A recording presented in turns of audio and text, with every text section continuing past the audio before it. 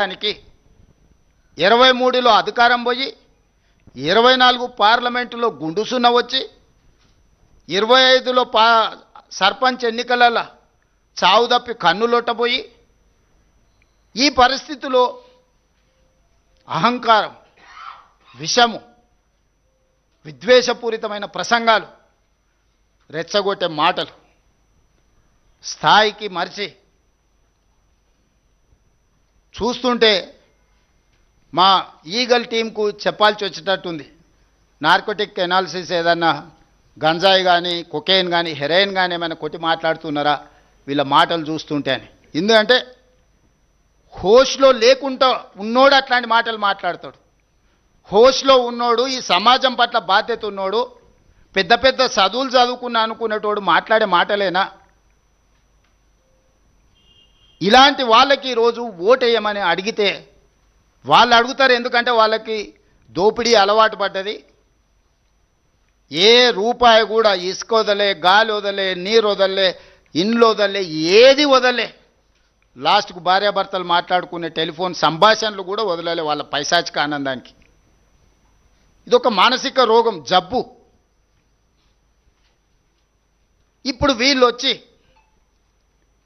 ప్రతిపక్షాలను, జడ్జులను, జర్నలిస్టులను, సినిమా తారల్ని, భార్యాభర్తల్ని ఎవరిని వదిలేలే వీళ్ళ పైశాచిక ఆనందంగాని. ఒక మానసిక రోగంతో, ఒక ఉన్మాదంతో టెలిఫోన్ ట్యాపింగ్ను అడ్డం పెట్టుకొని వ్యాపారస్తుల ఫోన్లు ట్యాపింగ్ చేసి వాళ్ళని బెదిరించి 100 కోట్ల రూపాయల ఎలక్టోరల్ బాండ్స్, 100 ఎకరాల భూములు రాయించుకున్నారని విచారణల విస్తుపోయే విషయాలు బయటకు వచ్చినాయి. అసలు ఈ చేసిన తప్పిదాలకు పోలీసు అధికారులు నేరగాళ్ళని పట్టుకొచ్చినప్పుడు సిగ్గయ్య ఆ నేరగాళ్ళ ముఖానికి నల్ల ముసుగేసుకొని వస్తారు, కళ్ళకు మాత్రం ఇట్లా బొక్కలు పెట్టి. అది పోలీసులు వేయరు, వాళ్ళే వేసుకుంటారు. ముఖాన్ని సమాజానికి చూపించక రేపు మళ్ళీ బజార్లో పోయినప్పుడు ప్రజలు చీదరిస్తారు, చీకొడతారు అని చెప్పి ముసుగు తోడుకొని వస్తారు. విచారణకు పిలిచినప్పుడు అట్లా ముసుగు తోడుకొని పోకుండా ఏదో పెద్ద యుద్ధం చేసి దేశాన్ని గెలిచినట్టు చేతులు ఊపుకుంటా. అసలు ఎంత బరితెగింపు మాటలు, చేతలు,